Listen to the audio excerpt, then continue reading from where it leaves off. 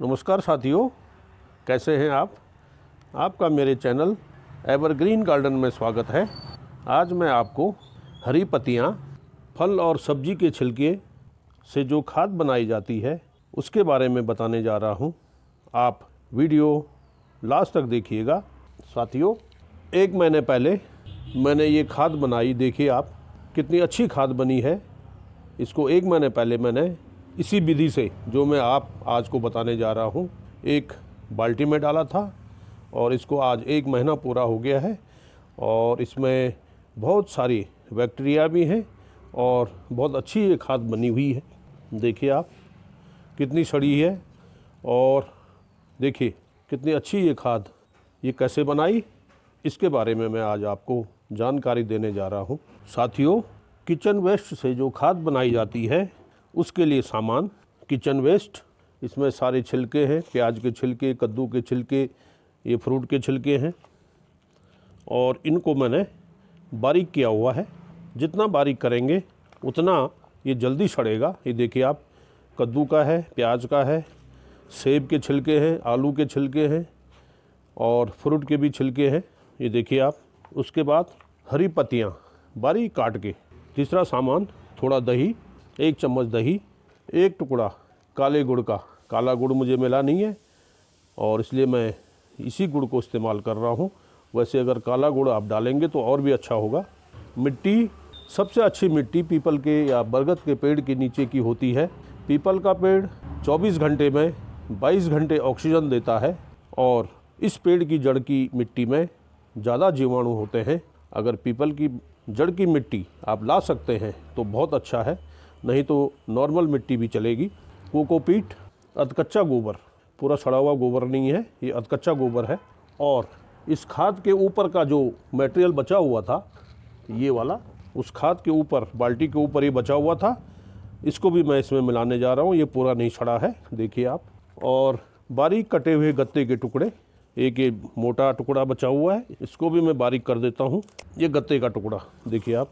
एक 10 लीटर की बाल्टी, जिसमें कि ऑक्सीजन को पास करने के लिए ये मैंने सुराख करे हुए हैं, सरिया गर्म करके 8-10 सुराख नीचे हैं और साइड में भी मैंने सुराख किए हुए हैं। देखिए आप, ये सुराख है, ये देखिए, ये देखिए और ये देखिए। साथियों, किचन वेस्ट की खाद बनाने के लिए ये सामान की ज़रूरत पड़ती है। ये बाकी चीज़ें नाइट्रोजन प्रदान करती हैं, यानी नाइट्रोजन युक्त सामग्री है, लेकिन इसके लिए कार्बन युक्त सामग्री की भी ज़रूरत पड़ती है। तो मैंने कार्बन के लिए गत्ते के टुकड़े और कोकोपीट लिया हुआ है।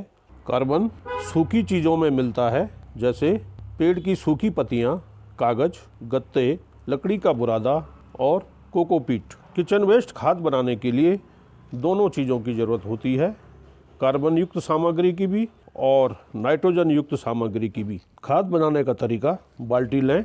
सबसे पहले बाल्टी में कार्बन युक्त सामग्री डालनी पड़ती है। ये गत्ते के टुकड़े मैंने डाल दिए हैं। अब थोड़ा कोकोपीट डालता हूँ। ये हो गए कार्बन युक्त सामग्री। उसके बाद ये नाइट्रोजन युक्त सामग्री, ये छिलके मैंने आपको दिखाए, ये भी नाइट्रोजन युक्त है। फिर गत्ते के टुकड़े बचे हुए और फिर बचा हुआ कोकोपीट, फिर ये नाइट्रोजन वाली चीज़ें और बचा हुआ सब्जी और फ्रूट के छिलके। अब मैं डालने जा रहा हूँ थोड़ा मिट्टी,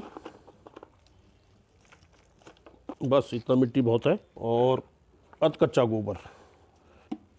अब मैं डालने जा रहा हूँ जो खाद मैंने बना के तैयार करी थी, उसके ऊपर जो अधसड़ा हुआ है मटेरियल बचा हुआ था, उसको लास्ट में मैं डालने जा रहा हूँ। इस खाद के ऊपर जो ये बचा हुआ था, ये भी मैंने डाल दिया है। अब लास्ट में दही और ये गुड़ का टुकड़ा ऊपर से डाल दें इस प्रकार से, और एक बार हल्का सा इसको चला दें। साथियों, अगर दही नहीं मिलती है तो मट्ठा भी आप डाल सकते हैं। गुड़ और दही डीकम्पोजर का काम करती है। यह मटेरियल को जल्दी सड़ाएगी और अच्छी खाद बनेगी। इससे जीवाणु ज़्यादा तैयार होते हैं। हर 7 दिन में इसको आप ज़रूर अल्टा पल्टी करें, ताकि नीचे का ऊपर, ऊपर का नीचे ये सारा मिक्सचर आपस में मिल जाए और 30 दिन में ये खाद तैयार हो जाएगी। ऐसे ही जैसे मैंने आपको दिखाया पहले, ये 30 दिन में तैयार हुई है। अगर मैं इसमें सूखी पत्तियां और कोई हार्ड वाली चीज़ डालता तो इसको सड़ने में कम से कम 7-8 महीने और साल भर भी लग जाते हैं साथियों। इसलिए जो सूखी पत्तियां हैं, जो सूखी चीज़ें हैं, उनकी अलग से खाद बनाएं और किचन वेस्ट की अलग से बनाएं और ये 1 महीने में तैयार होके और सबसे अच्छी खाद ये तैयार होके बन जाती है। ये आपके सामने मैं एक उदाहरण भी दिया है, देखिए आप, ये मैंने बनाया है। इस खाद के फ़ायदे, एक तो इसमें बदबू नहीं आती है, दूसरा मिट्टी की उर्वरता को सुधार करता है। इस खाद में सारे विटामिन और खनिज मौजूद हैं। यह खाद NPK का एक जैविक सोर्स है। यह मिट्टी में बैक्टीरिया की तादाद बढ़ाता है। सभी खादों में सबसे सस्ती और सबसे अच्छी खाद है ये। और मिट्टी में साथियों, खाद बनाने वाले जीवों को खाद बनाने के लिए 5 तरह के सामान की ज़रूरत होती है। पहला, कार्बन। ये सूखे पत्तों में, बुरादे में, कागज़ में, गत्ते में पाया जाता है और मैंने इसमें कोकोपीट और गत्ता मिलाया था। दूसरा, नाइट्रोजन। नाइट्रोजन फल के छिलके, सब्जियों के छिलके में पाया जाता है। ऑक्सीजन, इसमें मैंने सुराख किए हुए हैं ऑक्सीजन पास होने के लिए। चौथा, सही मात्रा में पानी। इसको हर 7 दिन में पलटते रहना चाहिए और इसके नीचे एक ट्रे रखें और जो पानी इसका निकलता है इसको दोबारा इसमें डालें। अगर पानी नहीं निकलता है और आपको लगता है ये सूख गया तो थोड़ा पानी का इसके ऊपर छिड़काव करें। और 5वीं और लास्ट चीज़, डीकम्पोज़र।